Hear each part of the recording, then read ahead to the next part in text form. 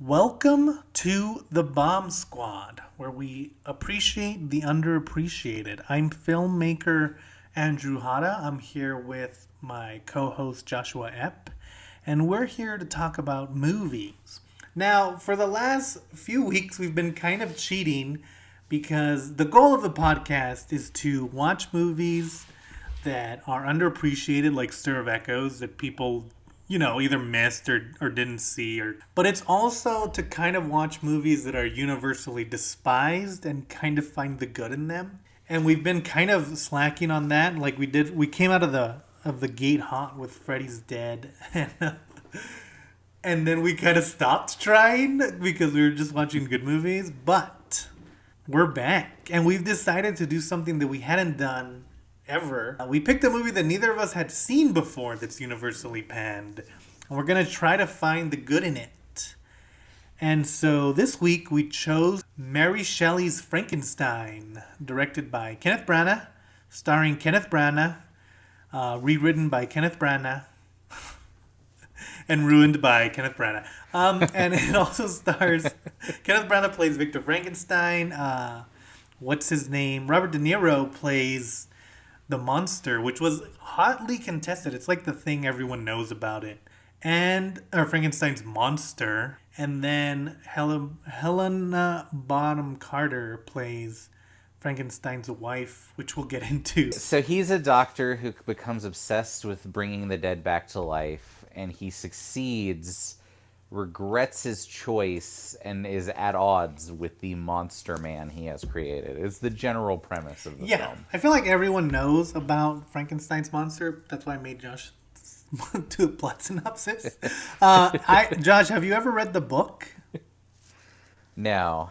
I've never read the book either, but I have watched the Wishbone episode, and I feel like that's kind of the same thing.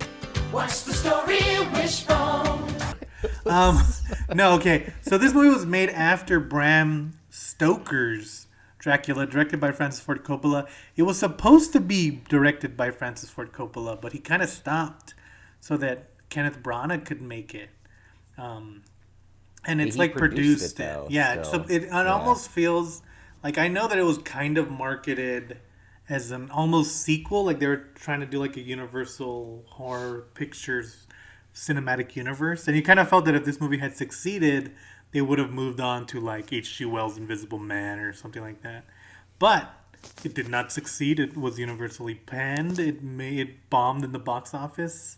And if you look, like I looked at the trivia, and the only real trivia is like it was written by Frank Darabont, who created The Walking Dead. Well, he did the TV show.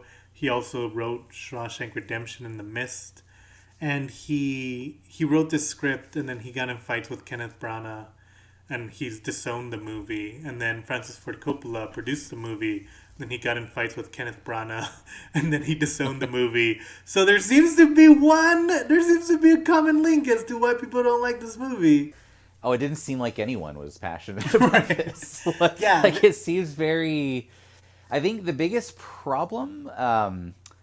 like overall, I mean, there's a lot of like little problems, obviously, but is that it's not like I had just seen Bram Stoker's Dracula, and it's not like the best, but it is kind of like scary and unnerving. This movie never really, it seems like he didn't want it to be a horror movie so much as like kind of a whimsical adventure romance that just happens to have like a monster in it.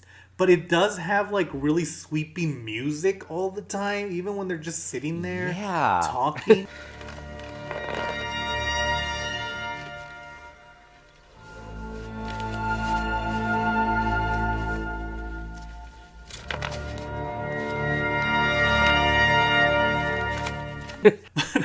It feels like it wants to be this grand thing, but the story isn't that.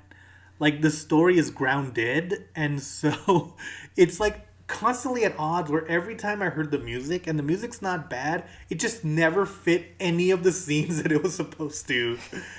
And that's what Frank Darabont said. I read an interview with him about this movie, and he said that, Mary Shelley's Frankenstein, the book, is subtle in its terror, and that's what he was going for, and Kenneth Branagh like took a mallet to it. Just Yeah, like that's very like, oh, this is an interesting premise, or there's moments where it's just like, I think probably the best overall is just kind of like quiet moments of the monster talking to people. And it's kind of strange because it's like, oh, this is where the dialogue actually like kind of feels something, because it's not this weird sweeping music. I don't know. It is very strange. Like just it's just tonally all over the place too. yeah. Just get like really quickly give you the first 10 minutes of this movie. Yeah, because I also want to talk about the first 10 minutes, so go ahead. It goes from this, it's one of those big opening like text narrations talking about this ship that's wants this the explorer who wants to reach the North Pole. And then it cuts from that text narration to the ship itself, like kind of crashing into icebergs and stuff like that. And then they have this man who's running towards the ship from like the Arctic, like ice flows, and is like, "You have to help me kill him." And you find out right away that it's Victor Frankenstein, and he starts telling his story. You know when I knew we were in for a rough time is that it cuts to the guys and they're in the ship and they're like digging in the ice, like in Frozen. That's what I thought of first of all. They're digging in the ice and they're trying to like clear a path. And then it cut to Kenneth Branagh, and he's almost completely in fog, despite the fact that when it cuts back to the ship, it's pure sunlight. And I was like, oh, he doesn't understand that you can't just do that. You can't cut from one side it's completely sunny and the other side it's super foggy. I was like, oh no, this is not good. And then it cuts to him 30, like, Yeah, it's like he's a child. I just wanted them to cut back to the captain, and he's like, oh, we're going to go that far? Like, we're going to go all the way to you when you're a kid? And then it's just this, like, 1 minute scene of, like, here's your new sister, Victor. And then it cuts to 20-ish years later. Right. And then it immediately cuts to 3 years later. And then it cuts to, like, a year later. Like, it just smash cuts all over this guy's life. Like, I don't know. It's very bizarre. Like, his mom comes in while he's a student. He's about to go to medical school or something. And this is another part that like, and it perfectly sums up the movie. Like, the mom goes and sits next to Victor Frankenstein, and she's like, such a serious little boy.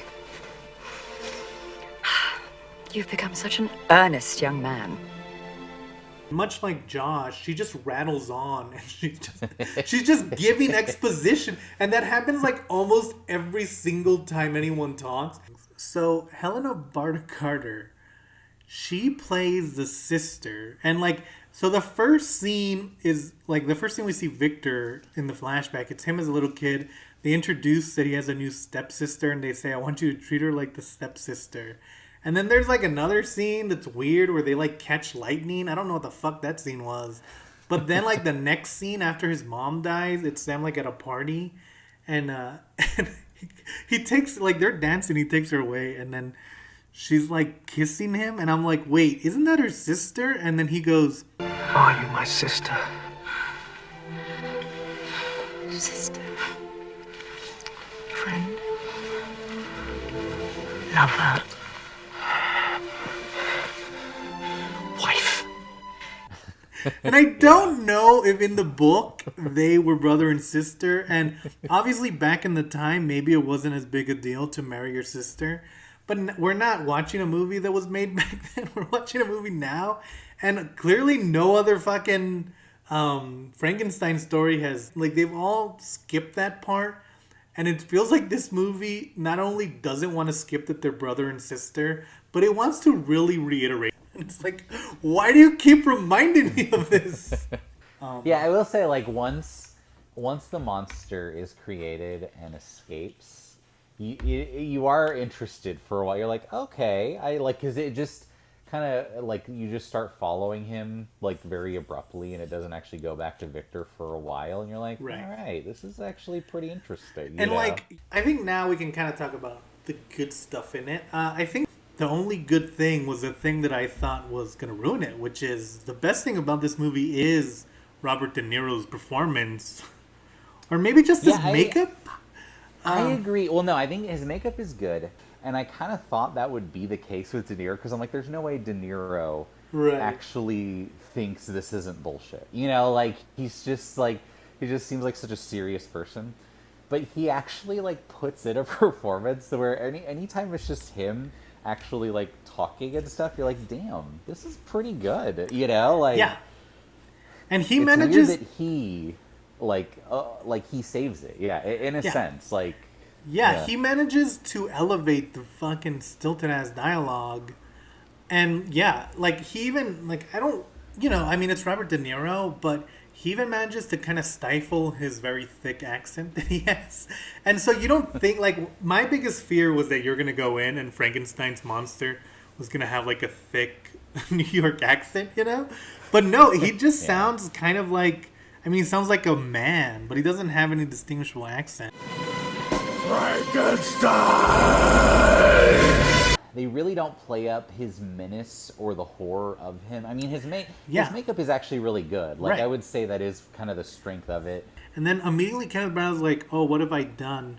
And I'm like, you did the thing you were trying to achieve? Like, he hasn't even done anything bad yet. The monster wants revenge on Victor because he feels like he is a monster. First of all, when he, like, gets Victor, he, like, flips him around. And yeah, we kind of jumped over the brother and then the sister dying, or their, like, friend dying, but also it didn't matter. So anyway, he flips over well, sure. He flips over Victor to tell him. And it's like, yeah, that's really cool. If only you guys hadn't shown him in direct sunlight for the last two scenes. And then, so yeah, he tells him, like, go meet me at the Salt Flats. And this is my favorite scene in the entire movie. Because... by far. It's where they debate? No, like no. Before that. You mean where they fight? Yeah, because, okay, Victor is in the snow. And then the monster jumps at him in slow motion. He lightly pushes him in a very awkward way. And Victor slides down an ice slide that I guess the monster has made for him. It almost looks like the Mario 64 level where you're racing the penguin. He just zips right into the cave. Yeah. He goes into the slide, and I was like, that looks pretty fucking fun, if I'm not going to lie about it. But no, okay, that is a funny scene. But the scene after it is legitimately good because it's them discussing, like, the monster's nature. Did you ever consider the consequences of your actions? And he is, like, shrouded in shadow, which is, again, like, this would have worked so well if we hadn't seen him in full sunlight for every other scene up till now, you know? It's a great scene. But then it basically goes from, he's like, listen, I'm gonna kill you and your whole family unless you make me... bride. The bride of Frankenstein, guys? Yeah, you need to bride me up. He wants a bribe of a bride. The next scene is him fighting with his soon-to-be sister wife, and then he's like, De Niro shows up with the body of the servant who died. Is like, make her. He's like, no, I'm not going to use her. That's immoral. He's like, why do you care? It's a dead body. We just debated this. Yeah. And then he's like, no, get out of here. Get out of here. Another good point by Frankenstein's monster. He's 2-1. Yeah, no, he's definitely morally in the right in most of this. But then it cuts from this weird, like, I refuse to do it, and then it's just kind of like, well, let's just get married while he's threatening to kill us. Like, it's like the next day. Yeah. There's, like, time for our super, like, sexy honeymoon, you know? And, like... that's where the super drawn-out, like, romance. Immediately after they have sex, there's another really good scene where they know that Frankenstein's monster... I did it right this time, guys. It's there. So, yeah, they're looking for the monster, and they're, like, locked and loaded, and then they can't find him anywhere, and then... Hellebarde Carter finds him and he's like in the room, and it cuts to her and she's kind of waking up and she sees him in the window like staring at her, and then she goes to scream and he immediately covers her mouth, and that's the best thing that happens in the movie because it's so well done, and it's almost like Did Francis Ford Coppola just come in for this one day of shooting and just shoot this one particular moment? Because it doesn't match up with anything else. It's so stylistic and well done, where the rest of the movie is not that at all. It's almost like they just filmed a play. He tears out her heart. Oh yeah, and then he tears out her heart. I'm sorry. I was so excited by that scene that I completely forgot that stuff happens afterwards. Yeah, because I read he tears out her heart. He's like, "Ha, got ya." And then he kind of comically just flips her body from the bed onto the floor. It's such a strange, well, you already tore out her heart. I do not understand. Yeah, and why then you had to flip the body like a dick. I do. Frankenstein's also inconsistent because sometimes he cares and sometimes, but he's also holding her heart and it pumps. And again, it's like, who's this for? You can't get schlocky now, guys. It's too late. But yeah, and then here's another thing that I wanted to talk about. So she dies, and then Victor wants to bring her back to life. Frankenstein's monster thinks that it's for him, but it's not. It's for Victor, and he brings her back to life. And Carter, I mean, she's great. She's a great actress, but you almost feel like the only reason Kenneth Branagh got her was to do this part as the bride of Frankenstein, because she does not have a character up until this point. Her whole character is just looking wide-eyed. The whole movie, it's such a disservice to the actress. Yeah, it is very weird because they kind of do conflicts of I can't be with you because you won't tell me what you're doing, Victor. And then just the next scene, she'll be like, actually, I still love you. Let's just do whatever you want to do. They got her to play the bride of Frankenstein, and she is a good character actress, so she could pull it off. And she's literally the bride of Frankenstein for maybe 3 minutes. She does nothing as the bride. She looks cool, but again, there's just nothing for her to do. Such a weird lack of style, even when all the ingredients are there, including set and costume. Where you're like, I don't know how you made this unstylish. Right. And it's very, yeah. Oh, and it's when I say it should have gone towards schlock, most people think of schlock, they think of Thanksgiving, silly schlock. But there is Sam Raimi schlock, where it's and Sam Raimi's the king of it, where it's there's a lot of stuff in Evil Dead that should be funny because of how dumb it is, but since Sam Raimi frames it and takes it seriously, it ends up being scary, despite the fact that he had $20 to make that movie. But that's what I mean. Even Bram Stoker's Dracula, it's there's a part where he sticks the sword into the heart of the cross and it starts bleeding. It's that should be ridiculous, but the fact that he's taking it so seriously, it works in the movie's favor. And this movie, not only does the realism not really work because it takes away any fear that you have, but it's so not schlocky that you're just kind of bored the whole time.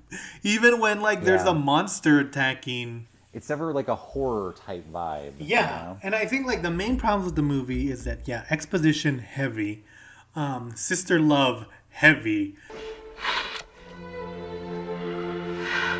Are you my sister? But the main problem is it doesn't have. It feels like a drama that happens to have a monster in it, as opposed to a horror movie. You don't really know exactly who you're supposed to be rooting for and who you're supposed to be scared of. I almost feel even the reasons for him turning evil are very all right, Yeah, they always. One family was mean to him. Yeah, they never really let him be a senseless killer, which you kind of would need, because in this it's more instead of it being a story about a monster, it's more of a story about a guy who takes his revenge too far. And again, it doesn't work, because since I don't care about the Victor character, I don't care if he has revenge staked upon him, If we're trying to find the good in this movie, the good is definitely Robert De Niro and his performance. Makeup's good. The sets are good. His lab looks really cool. Yeah, just, again, don't really... when you see his attic where he's doing his research, I was like, damn, that's cool as hell. And then after that first scene of the wide of it, it's not really emphasized again. So.